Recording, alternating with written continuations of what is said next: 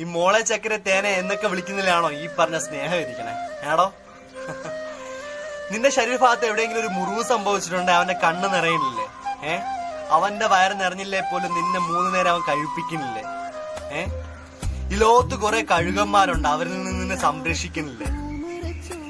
നിന്റെ മാതാപിതാക്കളെ സ്വന്തം മാതാപിതാക്കളായി കണ്ട് അവർക്ക് വേണ്ട സംരക്ഷണവും പരിചരണവും അവൻ നൽകുന്നില്ലേ? ഇതിലൊക്കെ ആണോ സ്നേഹം ഇരിക്കണേ?